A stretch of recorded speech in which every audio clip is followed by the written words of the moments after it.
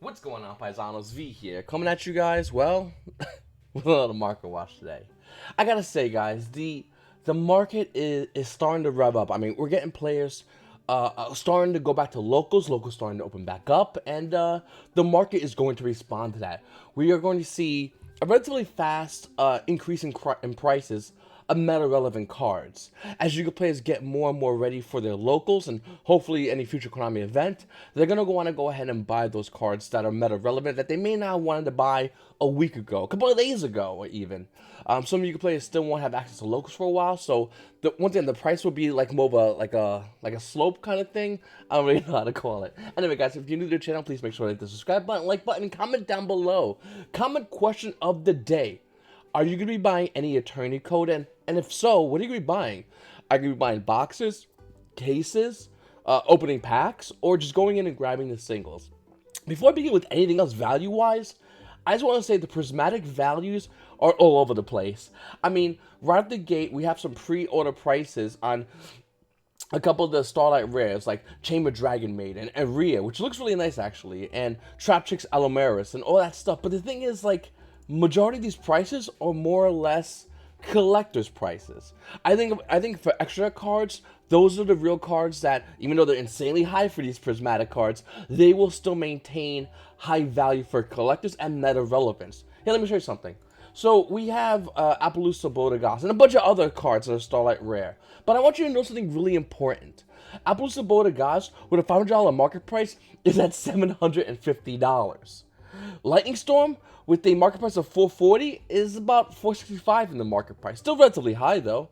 IP Masquerena, which is holding a $437 market price, is at $500. Hell, cards that aren't even used extra deck wise, like the Wind Charmer Vernon, with a $260 market price, is only down to like $250, $10. And then we have also the Earth Charmer Immovable 187. You see it at 199. Time Thief Perpetual, which is holding roughly around 140. And for the most part, the valuable cards that are Starlight Rare are more or less extra deck cards. And the reason's very simple, because Yu-Gi-Oh players don't want to grab a playset of Lightning Storm, let's say $400, so $200 and 3 Lightning Storms in your main deck, and your opponent's just shuffling them all wonky, like messing up your Lightning Storm's value. Yu-Gi-Oh players rather have the extra deck Starlight Rare cards, and that's why they're so expensive. That's why we're seeing the two most expensive ones being Masquerena and Appaloosa Bodegas, just dominating in the price margins. I mean, continually increasing over and over and over and over and over again in prices, because your opponent doesn't grab your extra deck and shuffle it for the most part. They really don't. So once again, Appaloosa with a $500 market price, and look at the slope how fast it goes down. I mean, 750, another 750, you got an 800, and then another listing of 800, and then you got a couple of 900s, and then it hits $2,500, and then $25,000, and then $100,000 for Appaloosa Bodegas. So this is a card that is the first of its kind, Starlight Rare. This should have been a character card in the TV show, if we're going to be honest with ourselves, but this is the kind of card that you see that's going to maintain good value for collectors, and of course competitive, because it's one of the best cards for the extra deck in the competitive market right now. And even casuals want this card. And we've seen this before already, guys. We've seen Stardust Dragon follow the same way. I mean, Stardust Dragon definitely didn't hit the price Appaloosa hit in the short amount of time, but it did the same thing. Stardust Dragon made a character card, the first Ghost Red card. At the time it was out, one of the best extra deck cards you needed. Currently, market price has it roughly around $124. Light Play Unlimited right now is roughly around $200, as you can see over here. Then it quickly goes to $240, almost to $250. Then at that $300, like right afterwards. Light Play First Edition though, Stardust Dragon Ghost Rares is at $730 to $750 for the Ghost Rare Stardust Dragon. This card's not even seeing any play anymore. But once again, it's the first of its kind. It's an extra card, so you know, having a first edition version, it's pretty good to have. And it's an older card, so it maintains that high value, and will continue to rise, by the way. Looking at Appaloosa, it's going to follow the same path, maybe even higher, even faster, because it's a Starlight Rare, which makes it a lot more hard to pull than Ghost Rares was back in the day. So once again, I think even though I'm not crazy about Starlight Rares in the main deck, I think extra Starlight Rares are the ones you really want to grab. These are something that if you can grab this, I would recommend you do grab this. This is almost like the blue chip stock. You get it right out the gate, and it doesn't immediately jump, it doesn't immediately decline. It just has good value. It's just something that's gonna be good for value-wise as time goes on. And looking at Appaloosa, Bull of the Goddess, and other Starlight Rare extra deck monsters in general, they are good value. I'm serious. If I was you guys, don't go ahead and grab that Lightning Storm or Chamber. I'm not sure if Chamber Dragon Maid. I don't even know if it's any of that. If it's a extra deck monster or not. But don't grab any main deck card that is a Starlight Rare. It's a waste of time and money. You want to grab the extra deck cards because that will have the crazy high value moving forward in the future. Crazy high value like Psychic Shockwave coming at Extreme Victories with a $6 market price, but realistically speaking, it's about $21 being bought out on the market. Then we have Speedroid Terratop at an OTS Horn Pack 3 with a $30 market price. Wrong, it's actually at $45 to $50, almost bought out. Page Bombs out down at $60. You also have GoGo Gigas out of Lord Attack and Galaxy. We've been following this card for a while. When it was roughly around, for my playset, I think I spent like $2. Right now, each one market price listed is $8, and the card is almost there $9 in the market part with shipping included. Then we have Dinotherium. Now, it's Dinotherium. I'm not crazy about this card. It's starting to slowly fall off the Adamantipator's radar, but it's still a card that has value. Solo print at a premium gold, 78-cent market price, and it's actually roughly around $3 for Dinotherium. We also have Murmur Abysstia's Ultimate Rare at Cosmo Blazer with $20 market price. It's roughly for Unlimited's about $24. First edition is going to run you roughly around $30 for this card. This is the Ultimate Rare Water, and we're getting new water support, so obviously YuGiOh players that are looking to play water are going to go ahead and grab this kind of card. One of my favorite cards, and I think my first market watch I mentioned this card, was Retort from Abyss Rising. The card has an 86-cent market price. Unlimited copies about 56 cents. Realistically, you want to grab the first edition copies. They start around $1. And this card's insane. This card's always good for the meta in which we only have one or two really good decks. And the really good decks use mostly spells or traps. This is the kind of card you want to use, or at least side in, so when you go off in game 2 and your opponent goes, you just catch them looking. It's a counter trap, solo print, at Abyss Rising, secret rare. It says, when your opponent activates a spell trap with the same name as the one in the graveyard, negate the activation if you do destroy that card, then you add that card from your deck to your hand.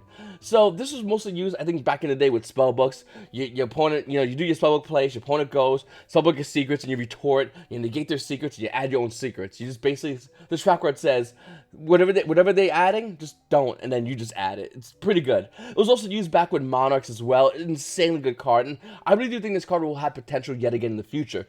This card came out once again in Abyss Rising, a war deck forever ago. That's their main set.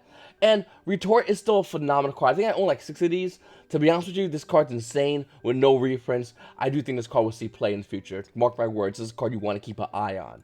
Then we have two table of contents. Coming out of Turtle Pack 6, $66.60 market price. Okay. Looking at it right now, I'll let you play Unlimited. It's roughly around $80. In fact, there's almost no more listed. That's kind of weird because you got 80, 91, and then onto 100. And the reason I'm saying it's kind of weird, because this card is super rare at a Turtle Pack 6, and that's the crazy high value for it. But then again, you go ahead and look at the Turtle Pack 1, that's also super rare, and it's listed roughly around $3. Of course, there's other copies. Dark Savior also has that super rare at 53 cents, and there's other printings and other rarities, but the TP6 Toon Table Contents, the reason why it's so much money is because it's an original print card.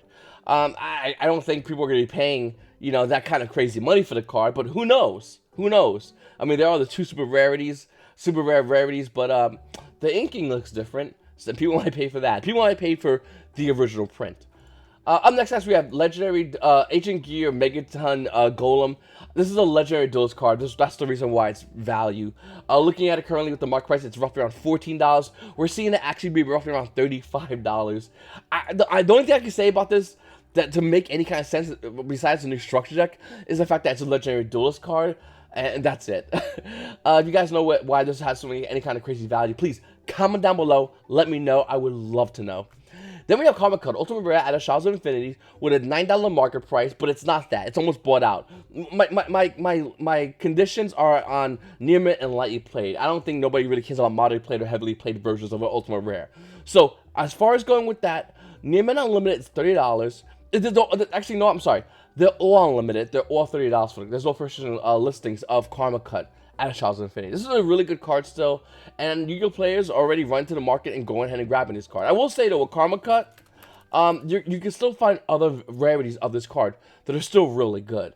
I mean, the Dark Revelation 4 Super Rare, that listing right now is roughly around, actually, it might be bought out. Hold on a second, it says 3 listings. It's holding near an $8 market price.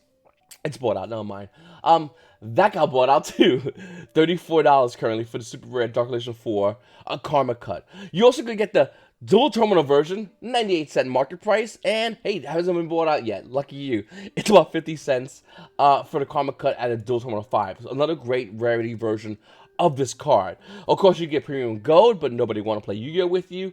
You can get the common versions, they're all over the place, and the rare versions, original print out of Shadows of Infinity. But it's amazing actually how it's ordered. Ultimate Rare is the most expensive one, hardest one to get. Then Dark Revelation 4 is the second one, and then Karma Cut DT would probably be the third one that people will start running to when they want to go ahead and grab this card, if they want to. Another card that I really like, and I know it's getting a reprint, I still think this is a phenomenal card, and I think it's very unique to get the card at this version of the card, because Trishula Dragon of Icy Imprisonment, the Shonen Jump magazine promo, which I don't make any of, is ultra rare. And I know it's getting a reprint, but I don't think it's going to get a reprint as an ultra rare. I highly doubt it. So this is the max rarity version of the card. Current market price has this card roughly around $8, and looking at it right now, no, it's stable at $8. It's not changed in value. Nobody's really caring about this card. It's gonna get a reprint. This version might go down in value, but if this card was to see play, and I really do think it will see play. I mean, anything that mentions dragons is always on my radar, because Konami's Yu-Gi-Oh! And Konami is a game of dragons and spellcasters being the longest dominating meta decks in the game. And looking at dragons in general, I wouldn't be surprised if Konami is looking to start promoting another themed dragon deck.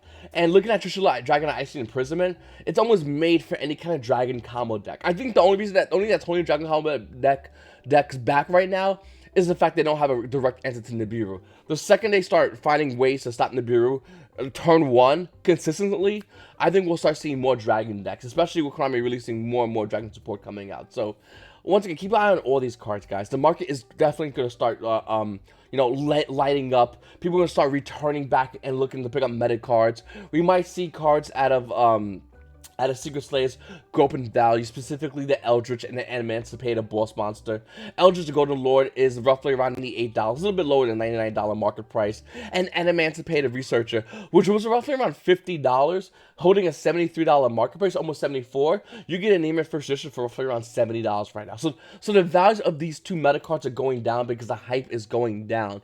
But the market is going to start wanting to go in and grab these cards. So don't be surprised they have some kind of weird value, in which you'll see one day Researcher will be 75, next day will be 65. Same with Eldritch the Golden Lord. Because it's just Yu-Gi-Oh players trying to go ahead and grab these cards. Yu-Gi-Oh players finally going to locals to open packs of these cards. And Yu-Gi-Oh players obviously trying to sell these cards to just get ready and see what's going on. Because you're going to have a variety of Yu-Gi-Oh players. Those going to locals and wanting to grab an Emancipators or Eldritch and play the most expensive best deck right there at locals only. And those who are just going, you know what, I'm going to wait. I'm going to be patient. I'll wait till Konami says, hey, this is a regionals or here's a YCS, because YCS Charlotte and Hartford is postponed, so there's a good chance they might reactivate those, hopefully later in the year.